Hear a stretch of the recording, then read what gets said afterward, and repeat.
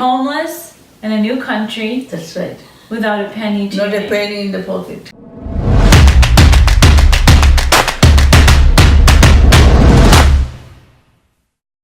Welcome back to B&B Kindness Channel, everybody. It's been a while, but I think it was worth the wait. I have a special guest today, my mom, who is here visiting us in San Diego. And I don't know if everybody knows this or not, but my family and I were refugees from Uganda during the Idi Amin crisis in 1972.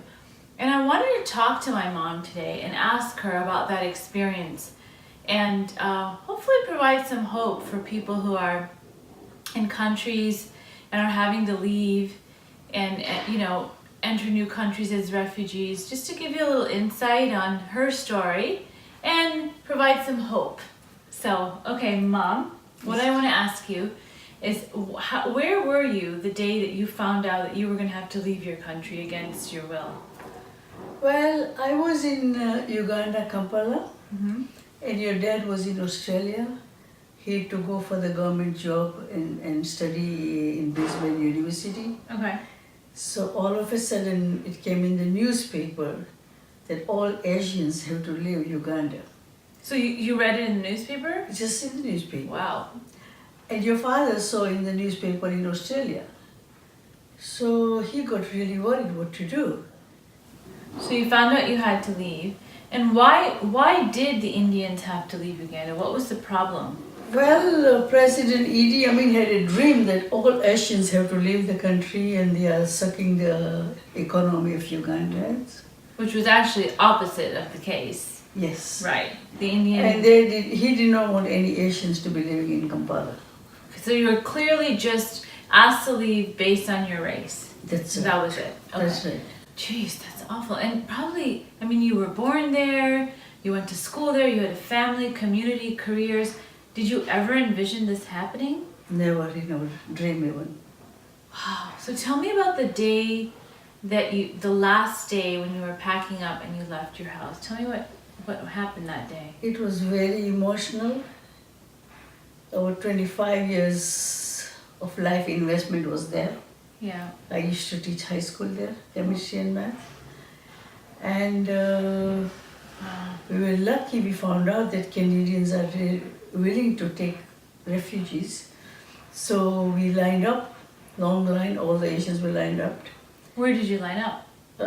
It was a setup near the hotel place. In Uganda? In Uganda. So people from Canada had come there. That's right. To try and rescue you in a way. That's right. Wow. From the hotel to the airport. Were you scared in that moment? Were there a lot of militia around? We were very scared of the armies, Ugandan armies. Okay. And the checkpoint, but we were lucky that we are going under Canadian umbrella. Okay. We were okay. We were able to reach from the hotel to the airport. Did some people lose their lives in this process? Oh, many who were not near the city. They were villages. Those who were coming, they really had lots of problem in the train, and also cars passing by, and many of the people really suffered.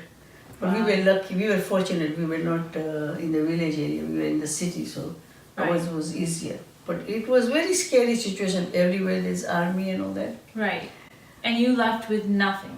Nothing. Not a single personal belonging. It was besides sad. Me.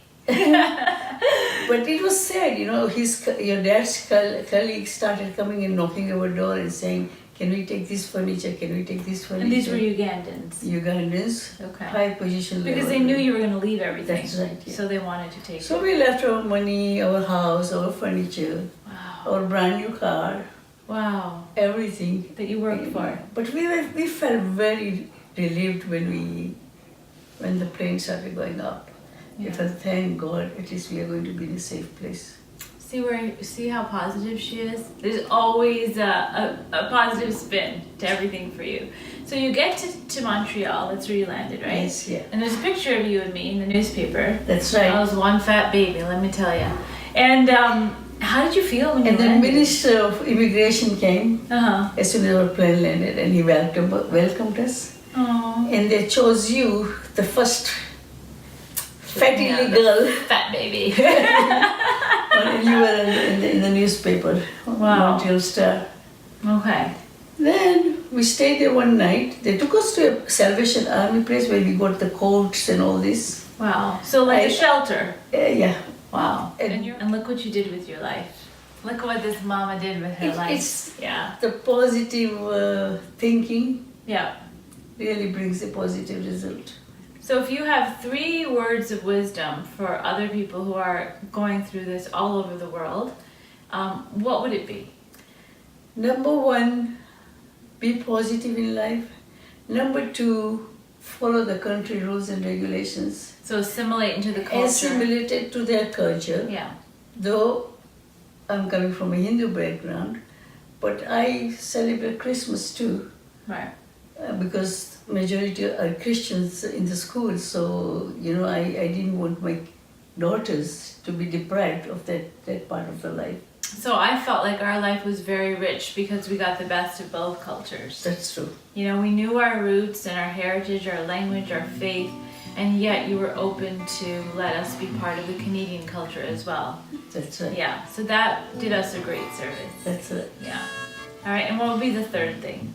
If you start admiring the new world, you be part of that world, you can be the happiest person in your life. That's great advice. Thanks, Mom. I You're really welcome. appreciate you being You're part of this. How it rambles round the moon. I let go of belief. Nothing is forever. Everything is soon.